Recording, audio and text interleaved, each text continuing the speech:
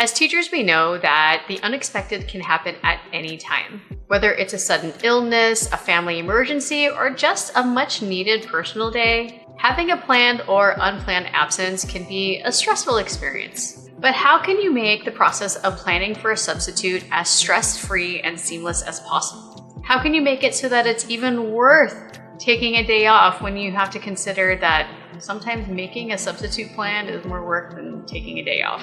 In this video, I'm going to share with you the best way to plan for when you're going to miss work to ensure that your classroom runs relatively smoothly and that you have a greater chance of your students actually accomplishing something while you're gone. If helpful content like this is what you desperately need right now, then be sure to click on that like and subscribe button so that you don't miss out on any future videos. So the first thing that you need, and I'm sure that you've already heard of this, is a substitute binder. This has everything that your classroom needs to run. So it should include things like how to take attendance, seating charts, protocol for bathroom passes, how to handle discipline, especially with particular students that you know ahead of time are going to be difficult, a fellow teacher to contact if the substitute has any questions or concerns, definitely a school map and where the closest staff bathroom is, so helpful, bell schedules, daily routines, and of course the location of your emergency substitute plans should you not have a plan for that day. This is definitely good to have, especially if you teach elementary, because your sub is going to be with your students all day long. But even at the secondary level, it's still really good to have a substitute binder. At my school, the substitute binders are kept with the front office secretary, so make sure if that's the case for you, that you keep that binder updated every year. Now, let's be real here. I've asked substitutes before if they actually read this stuff or use these binders, and a lot of them say that they might refer to it. Most of them don't look at them at all, especially if they've already taught or subbed at that school, but it's still a really good thing for them to have. So the next thing that you definitely need are emergency sub-plans.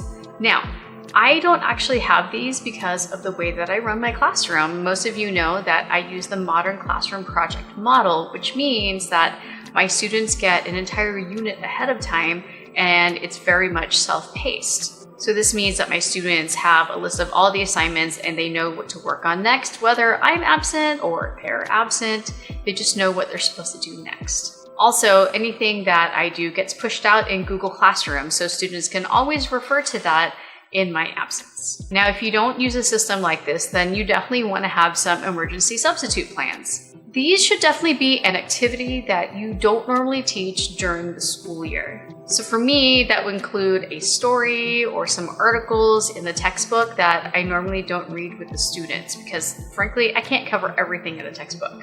So for your particular subject, you want to think of pages or chapters that you normally don't get to. And these could be topics that you would like to get to, but based on the pacing and how things go in your school year, you know you're not going to get to that chapter or concept.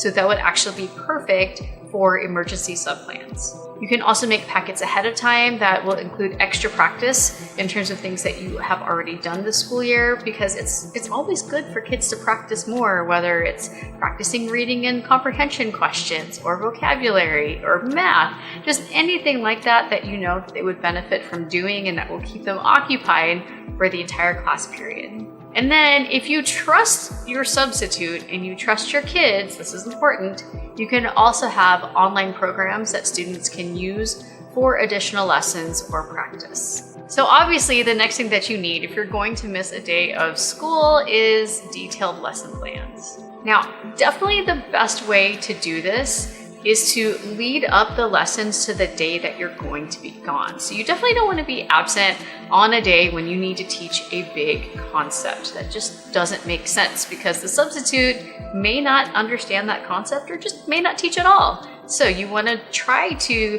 pace everything so that on the day that you're gone, the students are doing some kind of individual work. So this could be more practice on a concept that you taught the day before, or it could be a test, it could be group work if you trust the students, it could be a project if they don't need a lot of your help, maybe it's just something that they have to do by themselves and it's just time consuming. That would be a good day for you to be absent because all the substitute has to do is just sort of monitor them. Just make sure that there's enough work for the entire period so that students aren't just sitting around, because that's when trouble happens. And then also you want to have a plan if the students finish early. Now, as you can see, I'm not necessarily making it so that the substitute has to actually teach anything, because if they don't know my subject area, I don't want them to teach it incorrectly. And also, if I'm relying on them to teach something and I can't do the next day's lesson unless they taught it, then I'm setting myself up for failure. So it's just better to have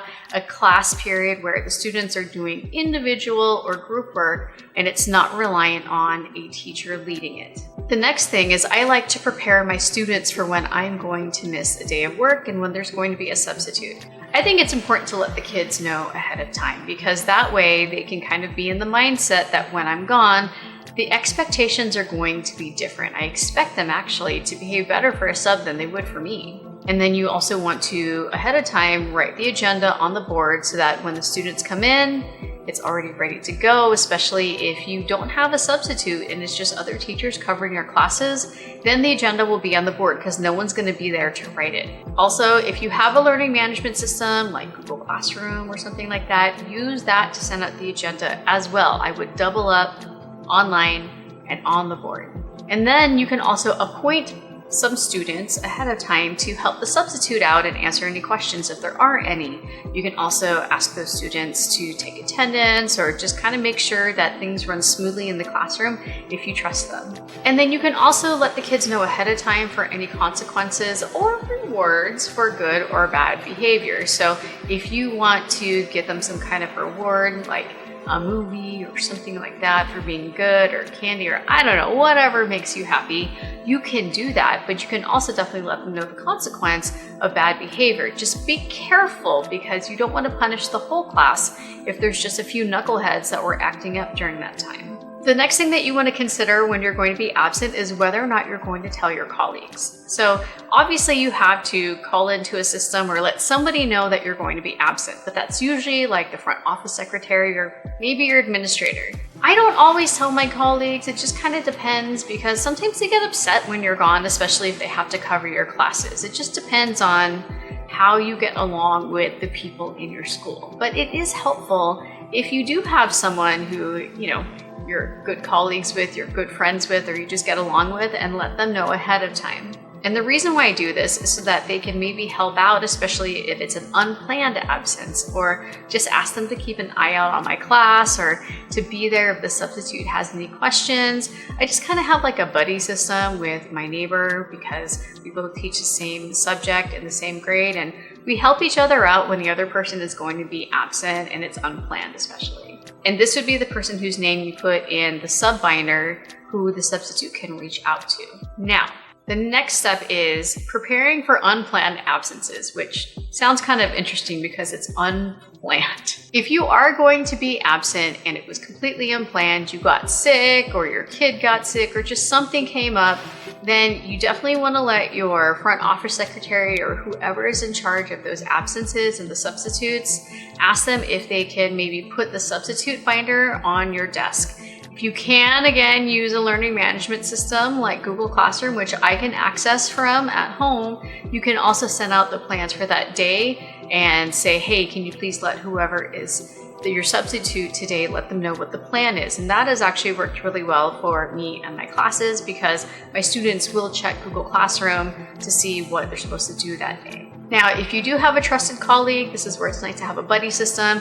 You can ask them if they can run over to your classroom and write the agenda on the board so that whoever is covering that day, they can see what the plan is, and maybe even that colleague can print out the substitute plans for you. If both of you have access to a computer and a printer, they can kind of help you out that way. But honestly, if it's an unplanned absence and you don't have anything like ready to go, maybe the substitute plans aren't ready to go, or your emergency plans were already used last time, you just have to give up hope that anything is going to be accomplished that day, and it's okay. Which leads me to the seventh thing that you need to consider when you're going to be absent, especially if it's an unplanned absence and you're going to have a substitute, is to just expect the worst. I mean, you were a kid too. You know what it's like when there's a substitute. kids act up. Maybe you acted up. So you just have to expect that that's what's going to happen.